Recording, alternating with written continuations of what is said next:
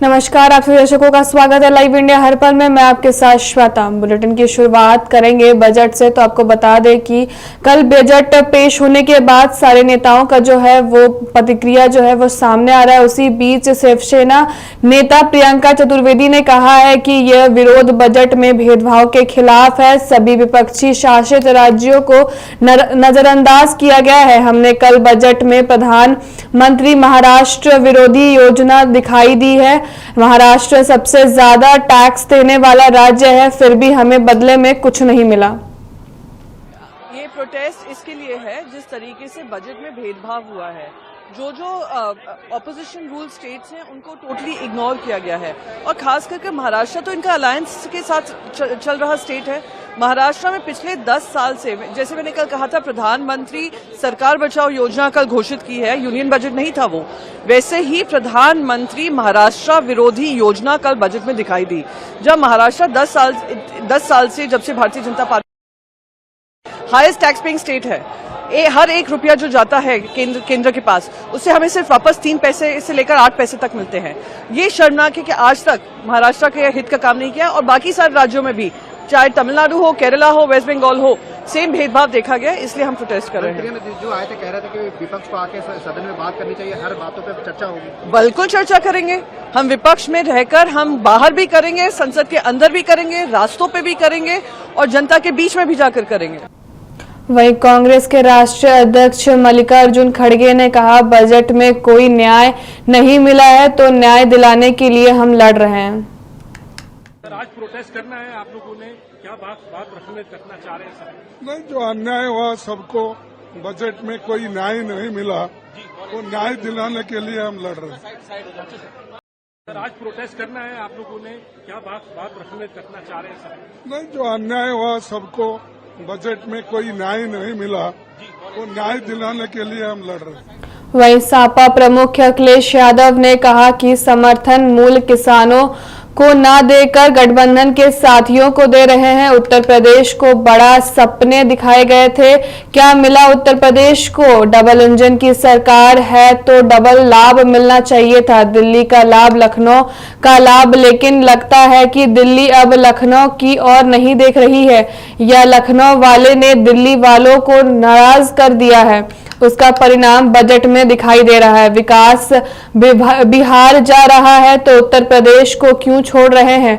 बाढ़ अगर बिहार की रोकनी है तो फिर नेपाल और उत्तर प्रदेश की बाढ़ रोके बिना आप बिहार की बाढ़ कैसे रोक सकते हैं? आगे उन्होंने क्या कुछ कहा, आइए सुनते हैं। हम सभी लोग, जितने लोग हैं और खासकर समाजवादी लोग, किसानों को एमएसपी मिले, आय दोगुनी हो, उसका रास्ता निकले। लेकिन इधर देखने को मिल रहा है समर्थन मूल्य किसान को न मिल करके जो अलायंस पार्टनर जो सरकार बचा रहे हैं उन्हें समर्थन मूल्य सरकार दे रही है। ये तो अखबारों में भी छपा है।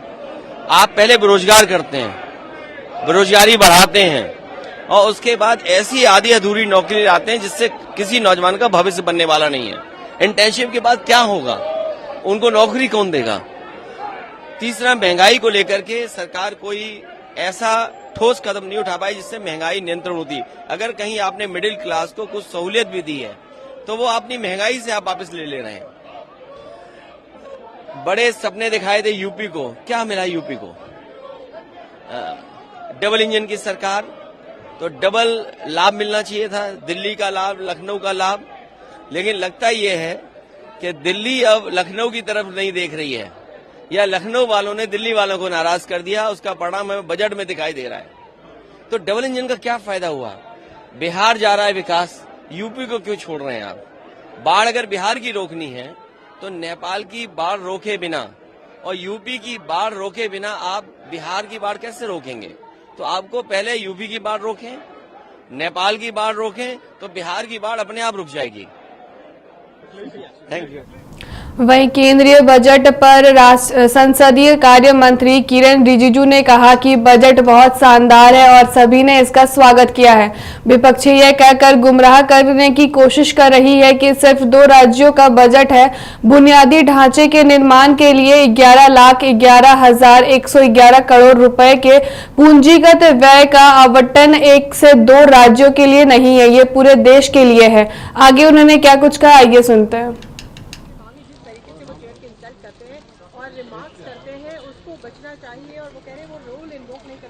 देखिए, राज्यसभा चेयरमैन महोदय ने जो टिप्पणी दी है वो तो सबने सुना है और हम लोग बिजनेस एडवाइजरी कमेटी में भी चर्चा करते हैं। तो अंदर में क्या चर्चा किया है मैं वो तो बाहर कुछ नहीं कहूँगा, लेकिन जो हाउस में चेयरमैन ने रिमार्क दिया है वो सबके सामने में है।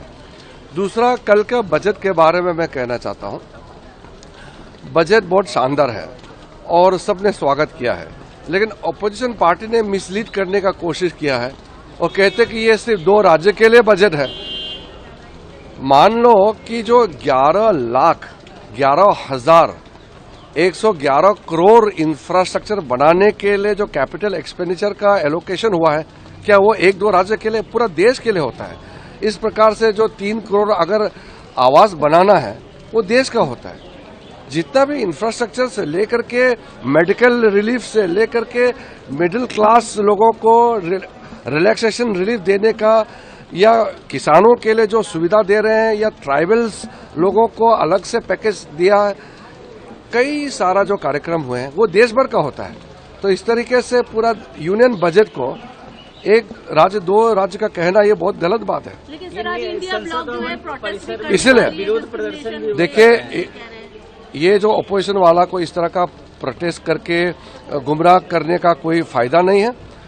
सदन में चर्चा होगी, आज से बजट का चर्चा शुरू होगी और चर्चा के दौरान अच्छे बातें जो भी है या सुझाव देना वो दे सकते हैं, लेकिन बजट को इस तरीके से समझे बिना, बजट का मेरिट को देखे बिना ऐसे ही बजट को क्रिटिसाइज करना ये ठीक नहीं है। एक पॉइंट पे जाना चाहिए।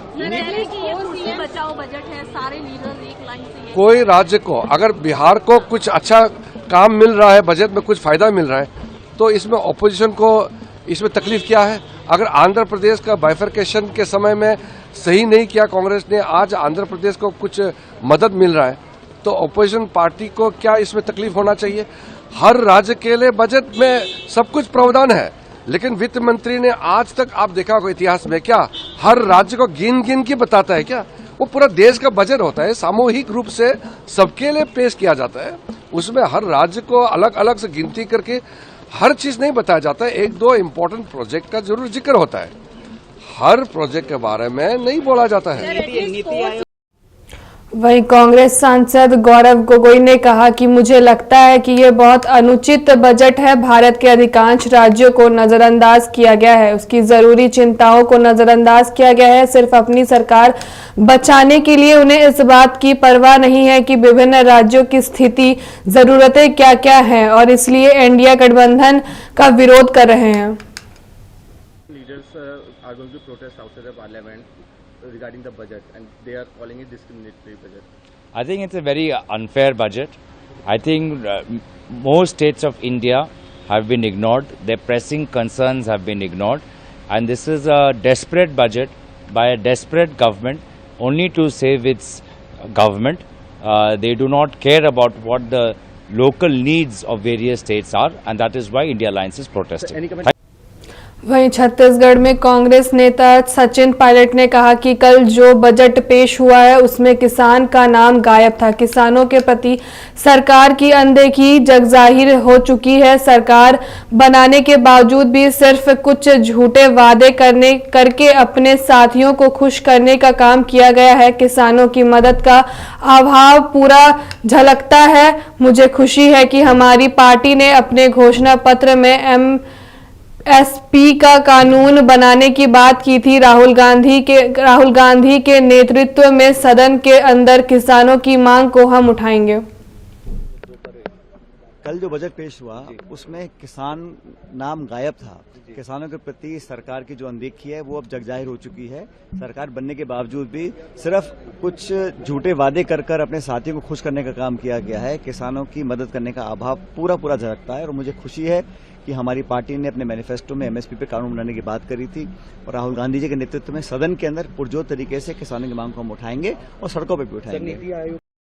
वहीं कांग्रेस नेता सचिन पायलट ने कहा कि प्रदेश कांग्रेस कमेटी ने आज विधानसभा के घेराव का ऐलान किया है। पूरे प्रदेश से कांग्रेस के कार्यकर्ता और आम जन आज विधानसभा का घेराव करेंगे और मुख्य रूप से प्रदेश की सरकार ने चुनाव के समय जो वादे किए थे उसको पूरा ना करने की बात है। लेकिन जिस प्रकार से शासन चल रहा है, जिस प्रकार से रोज घटनाएं घट रही है, अपराध आसमान छू रहा है, कानून व्यवस्था चरमरा रही है, सरकार का ध्यान शासन करने में नहीं है, उनका काम केवल विरोधियों को निशाना बनाने में है। मैं उम्मीद करता हूं कि आज प्रदर्शन के बाद सरकार संज्ञा लेकर उचित कदम उठाएगी। कमेटी ने आज विधानसभा का घेराव का ऐलान किया है। समूचे प्रदेश से कांग्रेस के कार्यकर्ता और आमजन आज विधानसभा का घेराव करेंगे और मुख्य रूप से प्रदेश की सरकार ने चुनाव के समय जो वादे किए थे उनको पूरा न करना एक बात है, लेकिन जिस प्रकार से शासन चल रहा है, जिस प्रकार से रोज घटनाएं घट रही हैं, अपराध आसमान छू रहा है, इस प्रकार की घटनाएं जो पहले कभी इस प्रदेश में नहीं होती थी वो हो रही हैं। लॉ एंड ऑर्डर बिल्कुल चरमरा रहा है और सरकार का मुझे लगता है कि ध्यान शासन करने में नहीं है, उनका सिर्फ विरोधियों को टारगेट करने का है, कांग्रेस के लोगों को परेशान करने का है। और अभी केंद्र का बजट कल आया, केंद्र के बजट में जैसा राहुल जी ने कहा ये तो सरकार बचाओ बजट है और हमारा कोई विरोध नहीं है बिहार के लोगों से या आंध्र के लोगों से, लेकिन जिस प्रकार से बजट का आवंटन किया गया है, छत्तीसगढ़ में यहाँ 11 सीटें हैं लोकसभा की, यहाँ भाजपा का बहुमत मिला, लेकिन छत्तीसगढ़ राज्य को इस बजट में क्या मिला ढूंढे नहीं मिलता है। तो इस बजट से भी ना तो महंगाई कम होने के आसार दिख रहे हैं, लेकिन प्रदेश की सरकार हर तरह नाकाम हो चुकी है।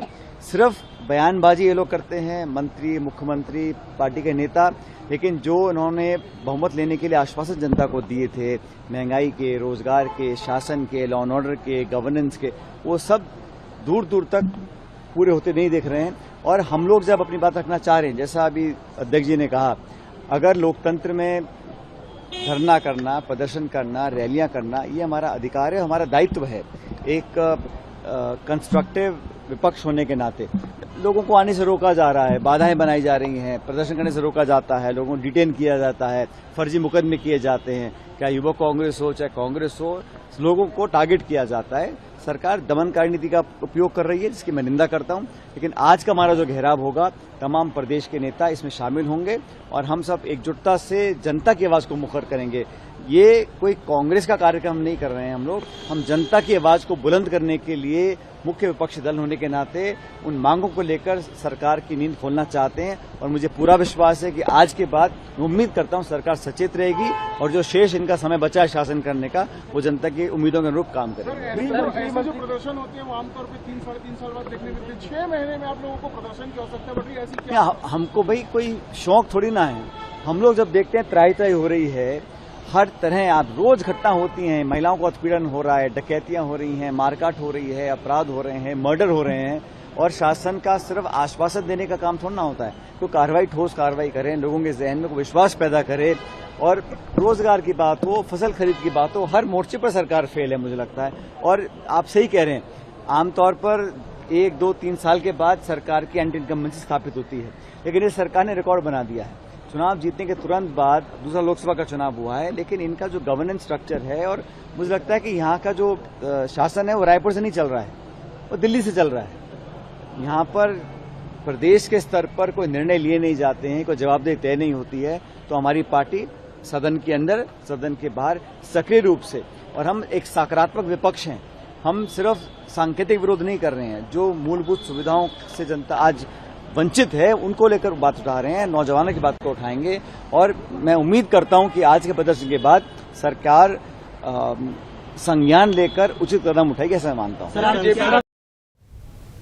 वहीं राजस्थान के मंत्री मदन दिलावर ने कहा केंद्रीय बजट सभी को राहत देने वाली बजट है, इसमें महिलाओं और युवाओं को राहत मिलेगा, यह राष्ट्रीय कल्याण बजट है। मंत्री जी, किस तरह की प्रतिक्रिया है आपकी? केंद्रीय बजट सर्वांगीण विकास वाला है, सबको राहत देने वाला है। और जैसा कि आपने देखा होगा कि बजट में जो मुद्रा लोन 10 लाख रुपए तक के देते थे उसको 20 लाख रुपए कर दिया। उसके कारण से युवाओं को और बेरोजगारों को काफ़ी राहत मिलेगी। तो ये महिलाओं को और जो विशेषकर अध्ययन करने के लिए उच्च शिक्षा प्राप्त करने वाले बच्चे उनको भी काफ़ी राहत दे रही है। तो कुल मिलाकर ये है कि राष्ट्र कल्याण का बजट है। वहीं जॉइंट CPLO एंड O के शिवहरी मीना ने कहा कि आज पुनः समीक्षा की गई है, यह देखा गया है कि किसी तरह की कोई व्यवस्थाओं में कमी तो नहीं है। इसके साथ ही रूट भ्रमण भी किया गया है, अधिकारियों के साथ बैठक भी की गई है, पूरे रूट को फाइनल रूप देखा जाएगा। साथ ही कहीं भी अगर कोई भी कमी नजर आई तो उसे भी ठीक करवाया जाएगा। जितनी भी पुलिस बल की जरूरत है उन्हें लाया जाएगा। साथ ही उन्होंने क्या कुछ कहा, ये सुनते हैं। कई राउंड मीटिंग्स और भ्रमण हो चुके हैं। जो दूसरे जनपद या फिर दूसरे स्टेट है उनके साथ कोऑर्डिनेशन मीटिंग भी पूर्व में हो चुकी है। आज पुनः रिव्यू किया गया है, ये चेक किया गया है कि किसी तरह की जो व्यवस्थाएं हैं उनमें कोई कमी तो नहीं है। साथ ही साथ रूट भ्रमण किया गया है, ऑफिसर्स के साथ मीटिंग करी गई है, जैसे गाजियाबाद में मीटिंग हुई है, दिल्ली वालों के साथ भी कोऑर्डिनेशन मीटिंग हुई है, संयुक्त चौकियां बनेंगी।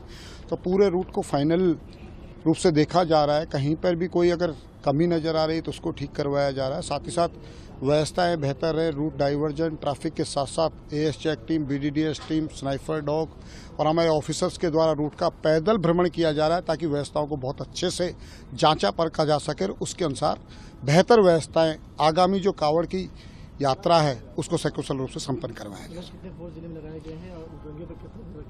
देखिए, जितना भी फोर्स रूट पे जरूरत है उस पे पुलिस प्रशासन के साथ साथ सिविल ड्रेस में भी हम पुलिस फोर्स लगाएंगे। हमारी अन्य जो अनुषंगिक शाखाएं हैं उनकी टीमें भी लगेंगी, प्रशासन की टीमें भी लगेंगी, मेडिकल की टीमें भी लगेंगी। तो पर्याप्त व्यवस्थाएं रहें ताकि जो कांवड़ यात्रा है उसको सकुशल रूप से संपन्न करवाएं। जो असामाजिक तत्व हैं उनको पूर्व में ही चिन्हित कर लिया गया है, उनके ऊपर विभिन्न माध्यमों से हम लोग नजर रखे हुए हैं। साथ ही साथ जो निरोधात्मक कार्रवाइयाँ वो भी संपन्न करवाई गई, लेकिन चूंकि आगामी धार्मिक जितने भी कार्यक्रम उनको सकुशल रूप से हम लोग संपन्न करवाएंगे। तो मेरे साथ इस बुलेटिन में इतना ही, मुझे दीजिए इजाजत, नमस्कार।